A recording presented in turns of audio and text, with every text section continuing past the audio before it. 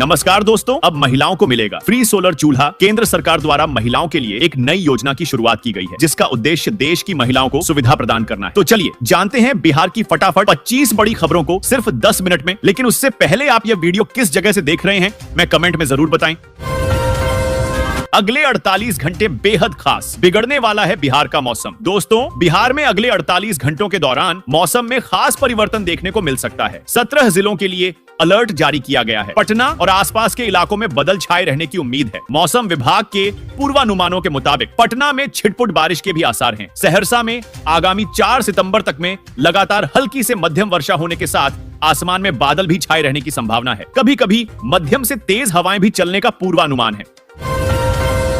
बिना बीमा गाड़ी चलाने वाले ध्यान दें, अब दुर्घटना पर देना होगा 5 लाख तक जुर्माना। दोस्तों, सड़क पर इन दिनों ढेर सारी ऐसी गाड़ियां चल रही हैं जिनका बीमा फेल है। वैसी गाड़ियों से दुर्घटना होने पर अब 5 लाख रुपए तक का जुर्माना देना होगा। परिवहन विभाग ने इसको लेकर नया फरमान जारी किया है। बता दें कि बिना बीमा गाड़ी चलाने पर पहली बार में 2000 रुपए वसूला जाता है। वहीं दूसरी बार पकड़े जाने पर 4000 तक फाइन देना होता है। बाढ़ग्रस्त इलाकों के शिक्षकों के लिए अच्छी खबर, सरकार ने तैयार किया प्लान। दोस्तों, बिहार के बाढ़ प्रभावित क्षेत्रों में स्थित विद्यालयों में पढ़ाने वाले शिक्षकों के लिए अच्छी खबर है। शिक्षा विभाग ने ऐसे शिक्षकों के लिए सरकारी नावों की व्यवस्था करने का निर्देश दिया है। इन नावों पर लाइफ जैकेट और गोताखोर भी मौजूद रहेंगे। यह व्यवस्था अगस्त और सितंबर महीने के लिए लागू रहेगी। लाइफ जैकेट की खरीदारी जिला प्रशासन द्वारा की जाएगी।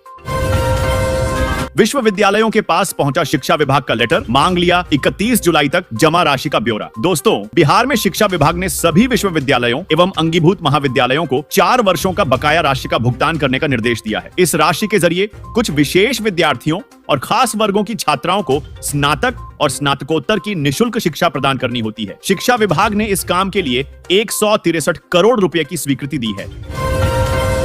आम लोगों को सरकार ने दिया झटका, आज से महंगा हुआ एलपीजी सिलेंडर। दोस्तों, मोदी सरकार ने आज आम लोगों को झटका दिया है। आज से ऑयल मार्केटिंग कंपनियों ने 19 किलोग्राम वाले कमर्शियल गैस सिलेंडर के दाम 39 रुपए तक बढ़ा दिए हैं। कंपनियों ने 14.2 किलो वाले घरेलू सिलेंडर की कीमतों में कोई बदलाव नहीं किया है।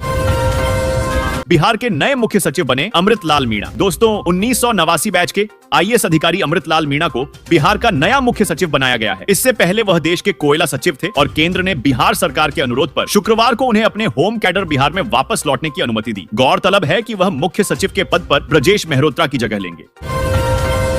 भोजपुर में कभी भी आ सकती है बाढ़, सावधान रहने की अपील। दोस्तों, भोजपुर जिले में गंगा नदी का जलस्तर खतरे के निशान के करीब पहुंच गया है, जिससे बाढ़ की आशंका बढ़ गई है। पिछले 24 घंटों में जलस्तर में 16 सेंटीमीटर की वृद्धि हुई है और यह अब खतरे के निशान से महज 6 सेंटीमीटर दूर है। सोन और घाघरा नदियों का जलस्तर भी बढ़ रहा है। बाढ़ प्रभावित क्षेत्रों के लोगों में दहशत का माहौल है।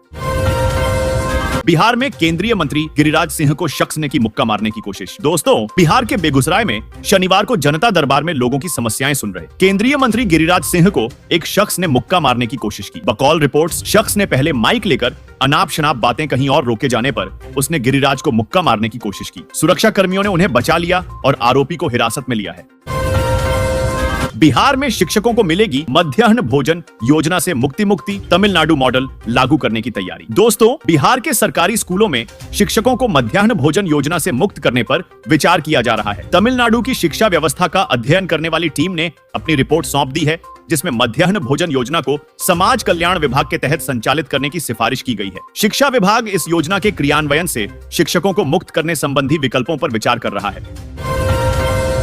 आरा के 38 गांवों से गुजरेगी बुलेट ट्रेन, चीन जापान जैसा दिखेगा नजारा। दोस्तों, बुलेट ट्रेन को लेकर तैयारी जोरों से चल रही है। वाराणसी हावड़ा बुलेट ट्रेन को लेकर रूट चार्ट भी जारी कर दिया गया है। जानकारी के मुताबिक बुलेट ट्रेन आरा के 38 गांवों से होकर गुजरेगी। भोजपुर में बुलेट ट्रेन के लिए 50 किलोमीटर एलिवेटेड ट्रैक बिछेगी। इसको लेकर सर्वे कर्मी गांव-गांव पहुंचे रहे हैं। जमीन मालिकों का बढ़ गया काम, अब जमाबंदी को लेकर आया नया निर्देश। दोस्तों, बिहार में जमीन सर्वे का काम जारी है। इसको लेकर लगभग हर रोज जमीन मालिकों के लिए नया फरमान जारी किया जा रहा है। अब जमाबंदी को मोबाइल नंबर और आधार से लिंक करना भी अनिवार्य कर दिया गया है। इस संबंध में अंचलाधिकारी ने जमीन मालिकों को निर्देश जारी किया है। बता दें कि इस कार्य को लेकर ब्लॉक में भीड़ बढ़ गई है।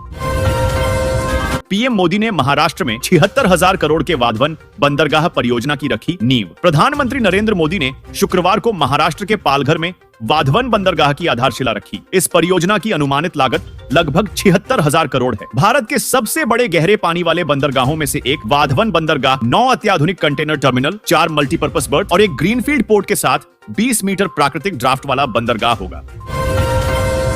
अब भागलपुर में भी बढ़ेगा लीची बागान का रकबा, किसानों को मिलेगा आधुनिक तकनीक का प्रशिक्षण। दोस्तों, भागलपुर में लीची के बागानों का रकबा बढ़ने जा रहा है। नवगछिया अनुमंडल के विभिन्न प्रखंडों से 50 लीची किसानों को लीची बाग प्रबंधन पर 3 दिवसीय प्रशिक्षण के लिए मुजफ्फरपुर भेजा गया है। इस प्रशिक्षण में किसानों को लीची की खेती के आधुनिक तरीके, नए किस्मों, पुराने बागों के जीर्णोद्धार और फसल सुरक्षा के बारे में विस्तार से बताया जा रहा है।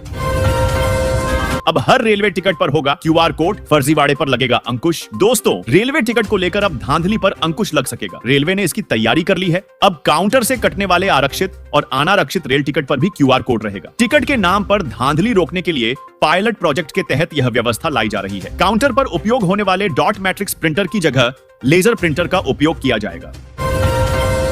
पटना बक्सर NH पर देर रात चली पुलिस की ताबड़तोड़ छापामारी, अवैध मिनी गन फैक्ट्री का पर्दाफाश। दोस्तों, बक्सर में पुलिस को बड़ी सफलता मिली है। पुलिस ने एक मिनी गन फैक्ट्री का पर्दाफाश किया है। यह फैक्ट्री पटना बक्सर हाईवे के किनारे एक मकान में अवैध रूप से संचालित हो रही थी। इसमें बड़े पैमाने पर पिस्तौल बनाया जा रहा था। पुलिस को इस मिनी फैक्ट्री के बारे में सूचना मिली, जिसके बाद उन्होंने एक्शन लिया। केसी त्यागी का JDU प्रवक्ता पद से इस्तीफा, अब राजीव रंजन को पार्टी में मिली बड़ी जिम्मेदारी। दोस्तों, बिहार के CM नीतीश कुमार के करीबी और जदयू के कद्दावर नेता केसी त्यागी ने पार्टी प्रवक्ता पद से इस्तीफा दे दिया है। अब राजीव रंजन को पार्टी में बड़ी जिम्मेदारी मिली है। हालांकि केसी त्यागी ने इस्तीफा क्यों दिया है, इसके बारे में स्पष्ट जानकारी अभी तक नहीं मिल पाई है। जदयू ने इस संबंध में एक पत्र भी जारी किया है। बाइक वाले सावधान, बदल गए ट्रैफिक के नियम, उल्लंघन करने पर लगेगा भारी जुर्माना। दोस्तों, ट्रैफिक के रूल्स में बदलाव हो गया है। अगर आपके पास 2 पहिया गाड़ी है और आप रोज घर से ऑफिस जाते हैं तो खासकर आपके लिए ये खबर है। बता दें कि अब स्कूटर और बाइक चलाते वक्त आपके पीछे बैठने वाले शख्स को हेलमेट पहनना होगा। जी हां, मोटर व्हीकल एक्ट के तहत पीछे बैठने वाले शख्स को हेलमेट पहनना अनिवार्य है। PM मोदी ने फोन लगाकर पैरालंपिक मेडलिस्ट को दी बधाई, कहा आप पर देश को है गर्व। दोस्तों, पैरालंपिक 2024 में मेडल जीतने वाले एथलीट्स को प्रधानमंत्री नरेंद्र मोदी ने फोन किया और उन्हें बधाई दी। न्यूज एजेंसी ANI ने इसकी जानकारी दी। PM मोदी ने मोना अग्रवाल, प्रीति पाल, मनीष नरवाल और रुबिना फ्रांसिस से फोन पर बात की। उन्होंने हर पैरालंपिक विजेता को बधाई दी और कहा कि उन्होंने अपने प्रदर्शन से देश को गर्वित किया है।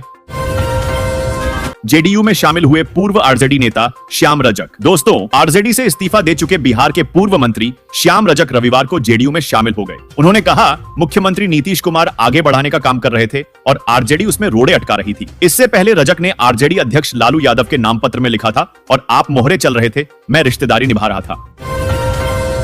आ गई खुशखबरी, अब सभी महिलाओं को मिलेगा फ्री सोलर चूल्हा। दोस्तों, केंद्र सरकार द्वारा महिलाओं के लिए एक नई योजना की शुरुआत की गई है, जिसका उद्देश्य देश की महिलाओं को सुविधा प्रदान करना है। जो भारत सरकार ने ग्रामीण और दूरस्थ क्षेत्रों में रहने वाले परिवारों के लिए मुफ्त सोलर चूल्हा योजना की शुरुआत की है। बता दें कि इस योजना का उद्देश्य पर्यावरण संरक्षण, स्वस्थ सुरक्षा और आर्थिक बचत को प्रोत्साहित करना है, जिससे महिलाओं को अपने घरों में गैस टंकी की जरूरत नहीं होगी, जिससे महिलाओं सूर्य के किरणों से चलने वाले सोलर चूल्हे का उपयोग करके आसानी से खाना बना सकती है। जो महिलाओं के लिए बहुत ही खुशखबरी की बात है, जिससे महिलाओं को गैस टंकी के झंझट से निजात मिलेगी और वे सिर्फ सूर्य की किरणों से ऊर्जा प्राप्त करके पूरे दिन किसी भी समय खाना बना सकती है। बता दें कि सोलर चूल्हा योजना के साथ महिलाओं को सब्सिडी के साथ साथ सोलर गैस चूल्हा भी प्रदान किया जाएगा। इसे आप बिजली से भी चार्ज कर सकते हैं और सोलर से भी कर सकते हैं। लाइट न रहने की वजह से आपको किसी समस्या का सामना नहीं करना पड़ेगा। इसमें पैनल प्लेट छत पर रखे जाएंगे और चूल्हा नीचे आपके रसोई घर में लगा दिया जाएगा। मुफ्त सोलर चूल्हा योजना के लिए